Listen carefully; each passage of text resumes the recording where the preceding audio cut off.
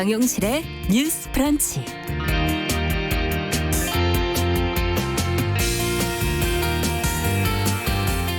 안녕하십니까, 정용실입니다. 최근에 배우 박보검 씨가 드라마 속에서 친구들과 인유두종 바이러스 자궁경반 백신을 맞는 장면이 나와서 화제가 되고 있지요. 드라마에서 자궁이 없는데 백신을 왜 맞느냐 하던 그 주인공의 친구도 연인과의 대화를 통해서 효과를 인식을 하게 되고요. 결국 주사를 맞았는데요. 이 방송 이후로 SNS 포털 사이트에 관련 검색어 순위가 급상승하는 등 관심이 높아졌습니다. 이 백신이 남성에게도 필요하다는 거를 많은 사람들이 인식하게 되는 좋은 계기가 됐다 하는 그런 평가가 나오고 있는데요. 이 매체와 사람의 영향력이라는 게 바로 이런 게 아닌가 싶습니다. 자, 뭐 저희 같이 뉴스 브런치에서 10번 방송 이미 하긴 했어요. 말하는 것도 의미가 있겠지만 박보검 씨의 일당백 이런 게 좋지 않습니까? 앞으로도 편견을 좀 없애고 우리의 인식을 좀 좋게 바꿔가는 시도들을 저희 말고도 좀 다양한 매체에서 많이 볼 수 있었으면 좋겠습니다. 자, 9월 17일 목요일 정용실의 뉴스 브런치 시작합니다.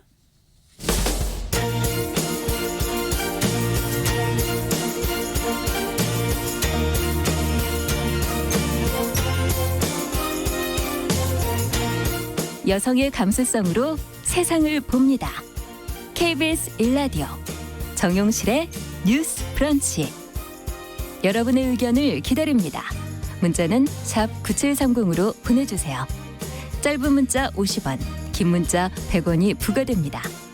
KBS 모바일 콩, 유튜브를 통해서도 무료로 참여하실 수 있습니다.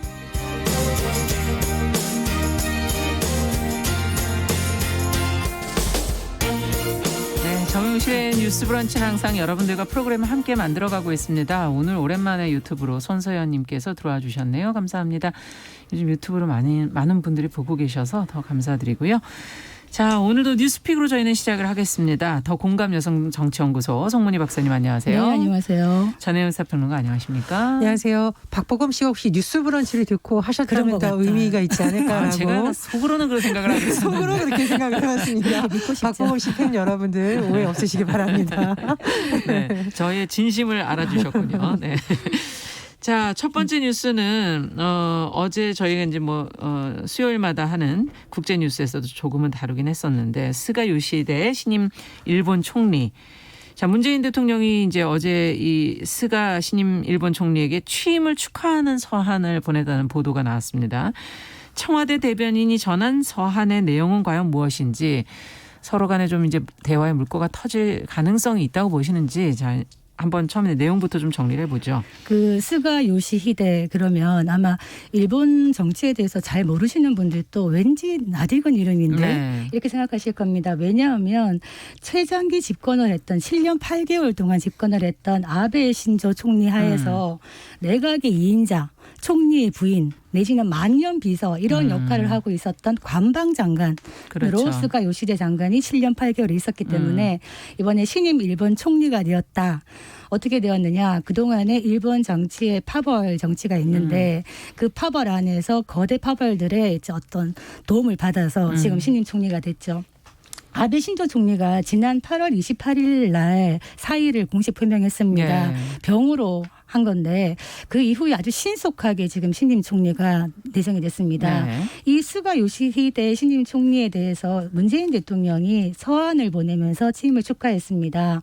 어떤 이야기를 했느냐. 지금 사실 아베 신조 총리 때 한국 때리기가 너무 심했었고 지금 한일 간의 관계가 더 이상 나빠질 수 없을 만큼 아주 악화된 상태입니다. 이렇게 한일 관계가 경색된 가운데 새로운 인물이 총리가 됐기 때문에 새로운 어떤 미래지향적인 관계를 한번 해나가자. 그래서 대변인의 논평에 의하면 문재인 대통령은 기본적 가치와 전략적 이익을 공유하고 지리적 문화적으로 가장 가까운 친구인 일본 정부와 언제든지 마주 앉아 대화하고 소통할 준비가 되어 있다. 일본의 적극적인 호응을 기대하고 있다. 이렇게 얘기를 하고 있어서 뭔가 한일 관계의 새로운 어떤 대화 소통의 물꼬를 한번 틔워보자. 이렇게 제의를 한 것 같습니다. 네. 자, 이 서한 발송을 계기로 한일 관계가 좀 나아졌으면 하는 게 이제 기대인데 과연 이 소통하는 계기가 마련이 될지 두 분은 어떻게 전망을 하시는지 얘기를 좀 들어보고 싶습니다. 저는 기대 반, 우려 반 이라고 합니다. 일단 우려 반응 무엇이냐. 박사님께서 말씀하셨듯이 스가 총리에 대해서 비판적인 사람들이 붙인 별명이 아베의 그림자다. 혹은 아베의 2.0이다라고 할 정도로 네.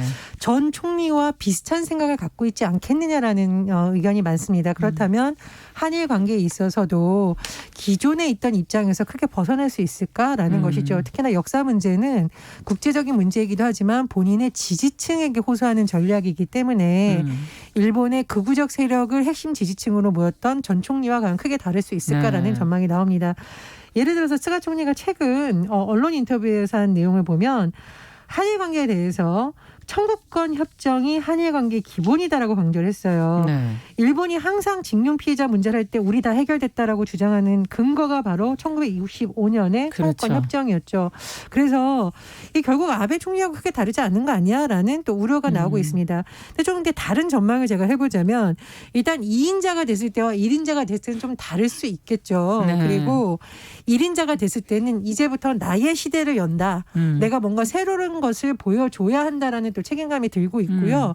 특히나 지금 코로나19 상황에서 어쨌든 전 총리가 뭐 자진적으로 물러나고 지금 사실상 그 바통을 이어받은 모양새지만 만약에 코로나19가 장기가 되는 상황에 대해서 전 총리가 버텼다면 오히려 민심이 폭발했을 것이라는 전망도 그렇죠. 나오고 있거든요. 예. 그러니까 지금 이 상황이 스가 신임 총리로서는 안정적인 상황이라고 볼 수가 없습니다. 불안하고 그렇다면 또 남은 임기를 해야 하는. 그렇죠. 지금 네. 뭐 일본도 코로나19로 경제도 어렵고 뭐 한일 관계 문제도 얽혀 있습니다. 그래서 네. 문재인 대통령이 서한을 보낸 것을 계기로 뭔가 좀 상시적인 소통을 할 수 있지 않을까라는 발언을 또 최근 언론 인터뷰에서 했어요. 그래서 네. 그런 점이 좀 한 가지 봐야 된다고 생각을 하고요.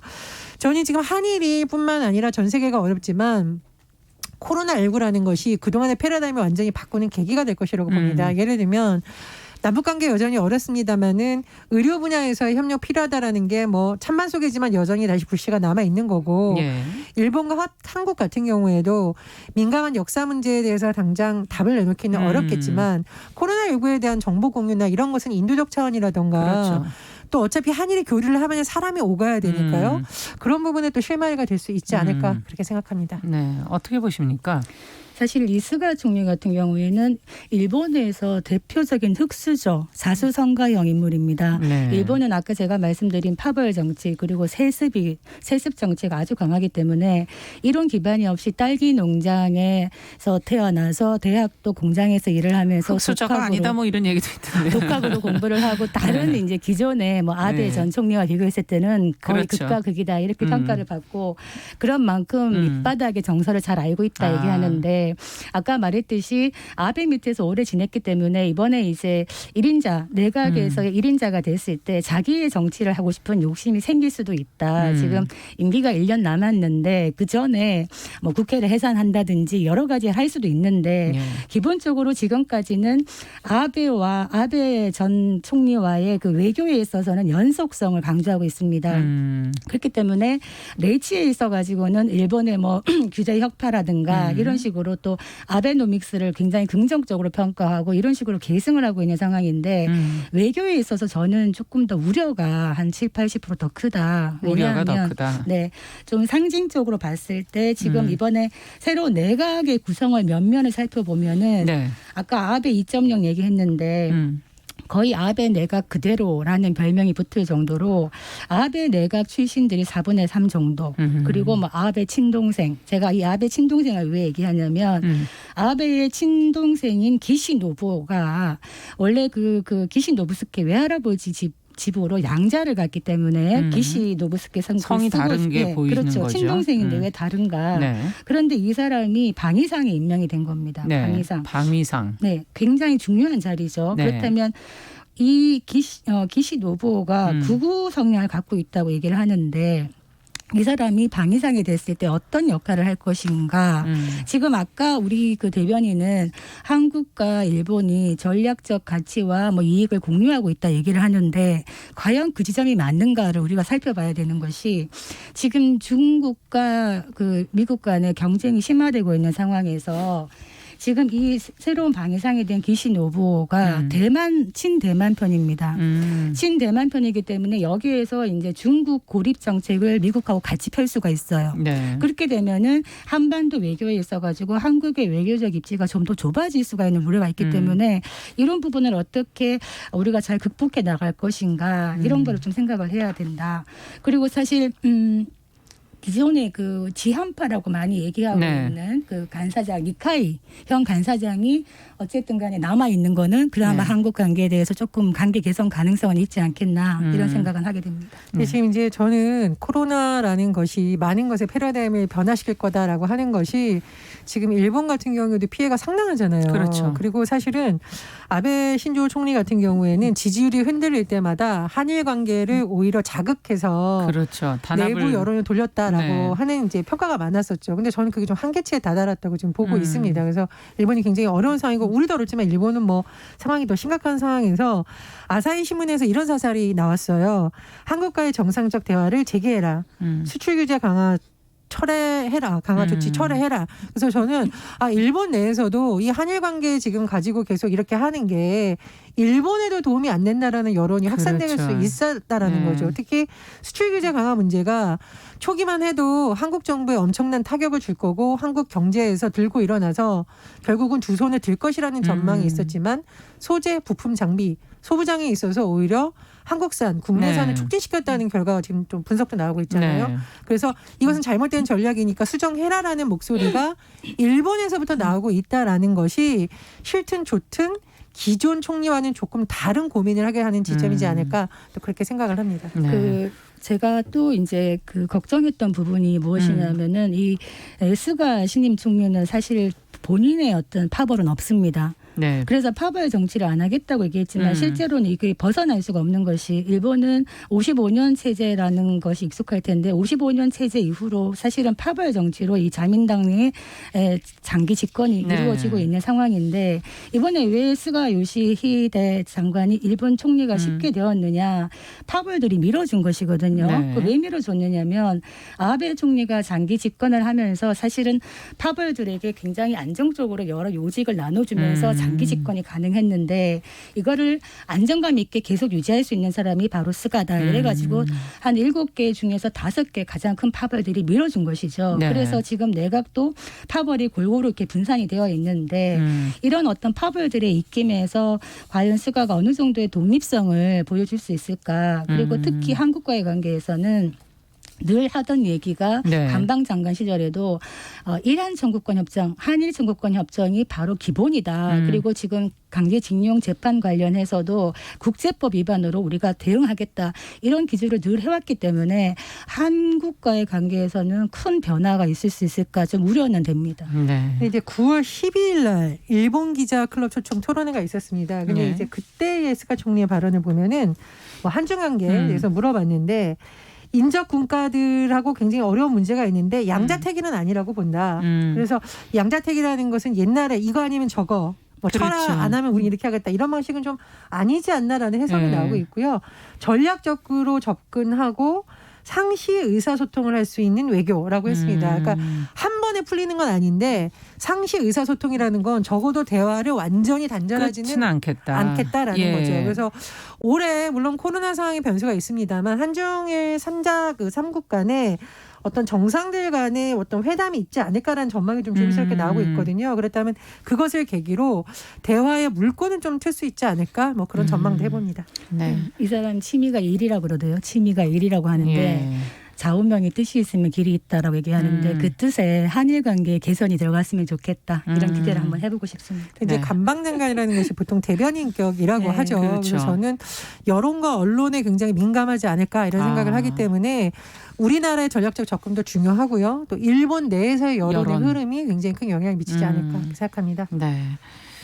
자, 저희 이제 희망적인 소식들이 좀 들려오기를 기대해 보면서요. 자, 다음 소식은 좀 슬픈 소식입니다.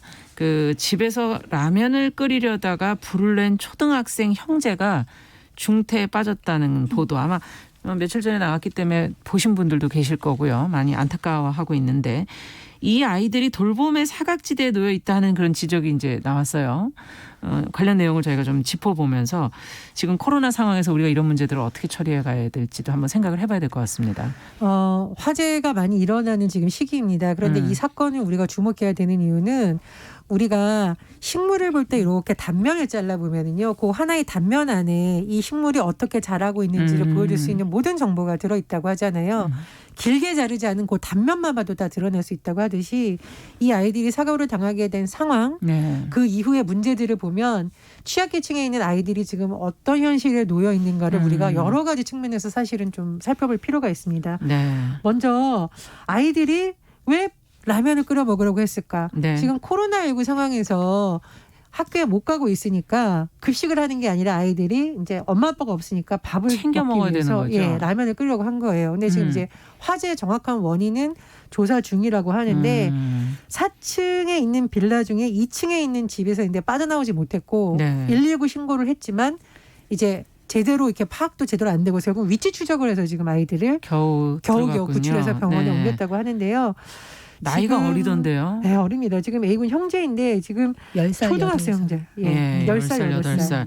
10살인 형은 전신에 40% 화상을 입었고 8살인 동생은 화상은 5%밖에 안 입었는데 장기를 많이 다쳐서 굉장히 좀 위중한 상태로 알려져 있습니다. 근데 아이들이 처한 환경이 참 딱한 지점이 많아요. 살펴보면 이 가족이 살던 곳이 공공임대주택인데 지금 거의 집이 다 타버렸다고 합니다. 가구랑. 그럼 당장 아이들이 만약 치료받고 온다고 하더라도 주거상의 문제가 나오겠죠. 예. 그래서 지금 인천도시공사에서 뭐 좀 집을 수리하는 기간에 또 다른 공공임대주택을 제공해 준다라고 하는데 그래서 이건 좀 앞으로도 지켜봐야 되는 상황이고요. 그리고 지금 여러 가지 좀 나오고 있는데 좀 조심스러운 것이 나오는 부분이 있는데 이건 이제 언론 보도입니다. 그래서 이 인천시 아동보호 전문 기관에서 최근에 이 어머니에 대해서 격리시켜 달라라는 피해 아동 보호 명령을 가정법원에 청구를 했다가 기각됐다. 이런 보도가 지금 나오고 있습니다. 근데 이 부분은 이제 법원에서 기각을 했기 때문에 단정짓기 어렵지만 만약에 아이들이 상시적으로 돌봄을 받지 못하는 상황에서 가정 내에 놓여 있었다면은 이 부분에 대해서 사실은 점검이 필요한 일종의 거죠. 약간 방임이라든가 뭐 그렇죠. 병원에서 치료를 잘 받고 태어난다 하더라도 결국은 가정으로 돌아가잖아요. 그래서 조심스러운 부분입니다만 혹시나 상시적으로 아이들이 계속 방치되어 있는 환경이었다면 그 부분에 대한 점검도 필요하다. 이런 지적이 나오고 있습니다. 네.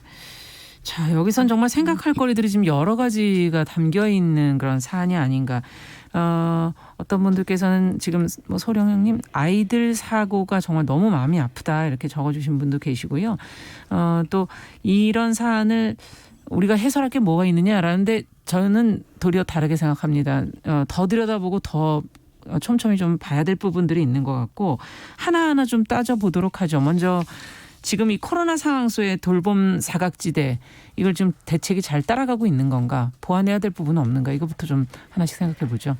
사실 10살, 8살이면 아직 아이 그렇죠. 인데 이 기사를 보고 참 마음이 많이 무겁고 착잡하고 그랬거든요. 근데 이게 어떻게 보면은 이제 힘든 그 공공임대주택 그 상황에서 엄마가 이제 혼자 아이 두 아이를 키웠다고 합니다. 네. 기사에 의하면. 근데 기사에 따르면 엄마도 이제 제가 볼 때는 돌봄이 좀 필요한 분이 아닌가 이런 생각이 드는데 그냥 아이들을 의식적으로 방치했는지 안 했는지 모르겠지만 사실 부모가 뭐 아이를 의식적으로 방치하는 건 쉽지 않을 텐데 그런 지경까지 갔다면은 이 엄마에 대해서도 뭔가 조금 돌려다보고 심리 지원이라든가 이런 게 필요하지 않겠나 이런 생각도 들었거든요. 네. 그래서 이런 부분에서 어떻게 보면 위기 가구죠. 그러니까 이웃들이 이 엄마로부터 격리를 하라고 신고를 3번이나 할 정도였다면은 물론 법원에서 기각을 했습니다만 위기 가구인 것인데 어떻게 보면 이웃과 지역 사회에 촘촘한 어떤 그 관심이 필요한 위기 가구들이 참 많다. 그리고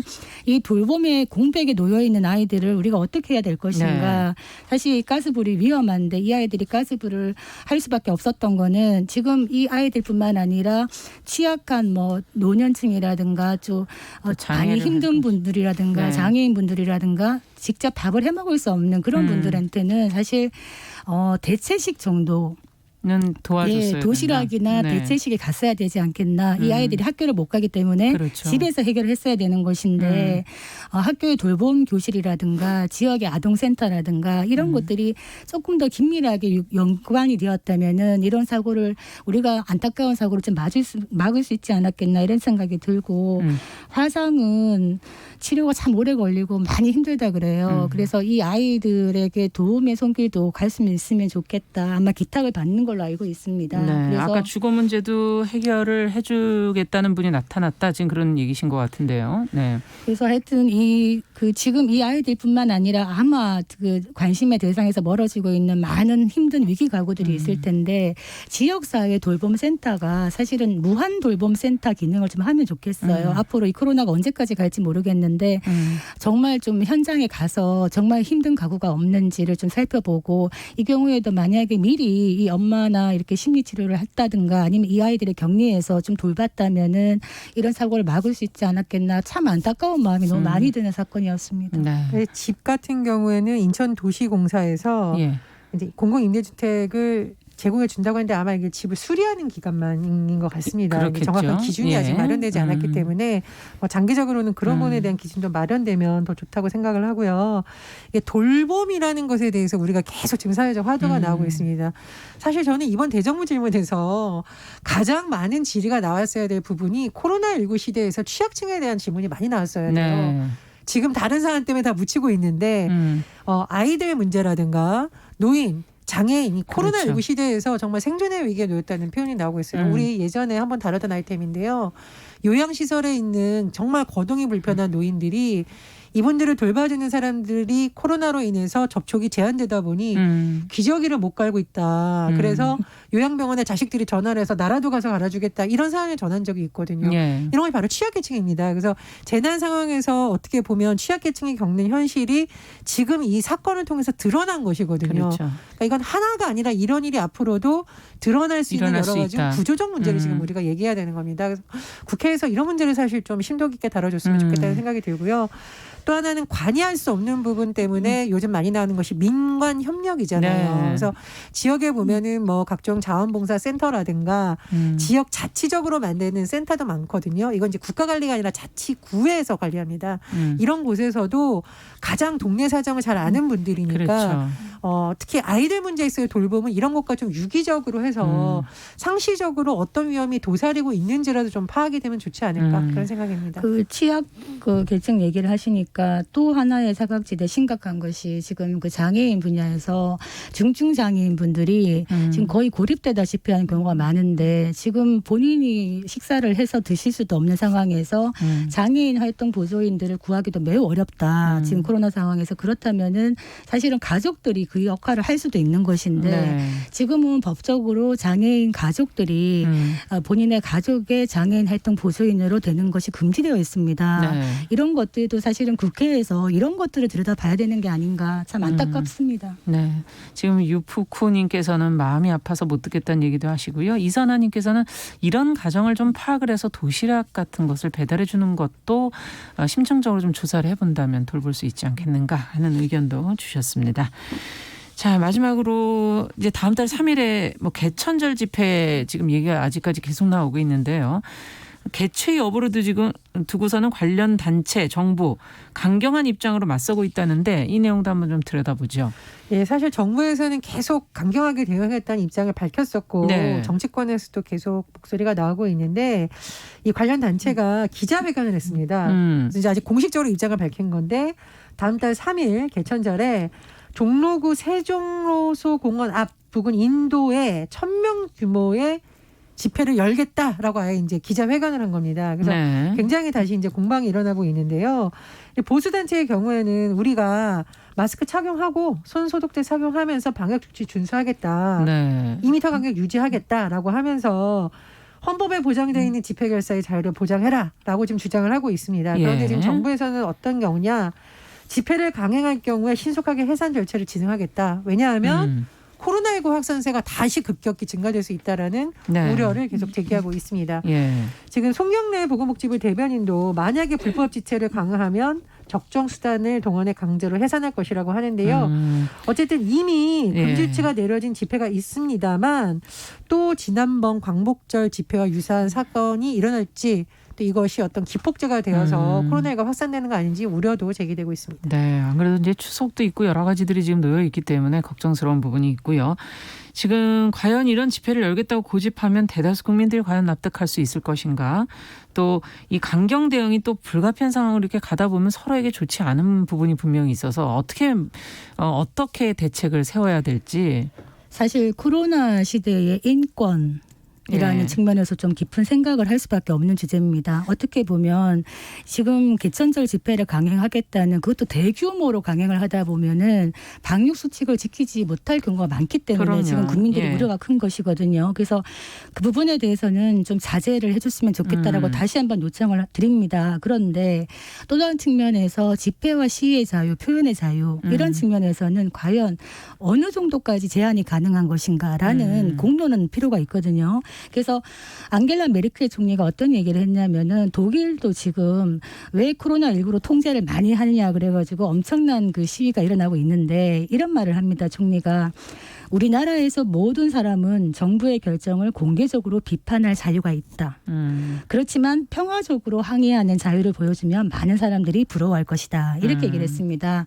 제 말의 요지는 국민의 자발적 협조를 이끌어내는 이런 것도 필요하다. 그래서 프랑스의 경우에도 코로나19를 이유로 방역을 이유로 집회를 무조건적으로 금지하는 것은 아니다. 이런 성명을 내고 있는데 방역 수칙을 지키면서 집회를 하는 것이 공존할 수 있도록 어떤 룰을 만들어야 된다. 실제로 방역도 정말 중요합니다만 집회를 할 수밖에 없는 사회적 약자들이라든지 이번에 코로나19로 인해 가지고 직장을 잃은 많은 비정규직이라든지 이런 분들이 있습니다. 가다 보면 간혹 소규모로 집회를 하시는 경우가 있는데 이런 분들이 방역 수칙을 지키고 거리 안전도 지키면서 본인의 목소리를 낼 수 있는 공간은 어느 정도는 필요하거든요. 그래서 어느 정도까지 우리가 이걸 허용해 줄 수 있는 것인가에 대해서는 폭넓은 논의는 필요하지 않겠나. 이렇게 어떤 무분별한 대규모 집회 이런 방식이 아니라 제대로 된 어떤 자유의 부분에서는 충분한 논의는 이루어질 필요가 있겠다. 이런 생각이 듭니다. 네, 이 지금 코로나 사태라는 것은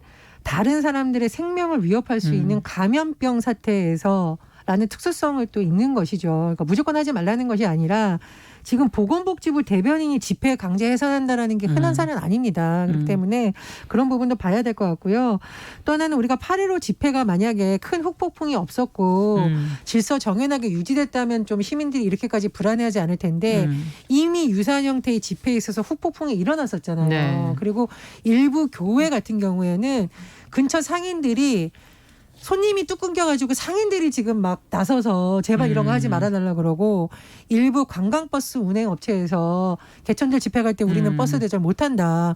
코로나 장기화되면 결국 우리가 피해 있는다라는 거거든요. 그렇죠. 그분들은 정치적인 얘기를 하는 것이 아니라 생존권의 문제를 얘기하고 있는 부분입니다. 그래서 집회를 지금 하겠다는 분들도 이걸 정치적으로 볼 것이 아니라 많은 사람들의 삶이 달린 문제다. 이런 차원에서 판단했으면 합니다. 네, 맞습니다. 지금 전세 버스 운행 안 하겠다 이렇게 거부가 늘어나고 있는 것이 당장은 운행을 하면 돈이 되겠지만은 사실은 국민의 안전을 해칠 수 있기 때문에 안 하는 것이거든요. 이런 마음을 좀 알았으면 좋겠다 싶습니다. 네.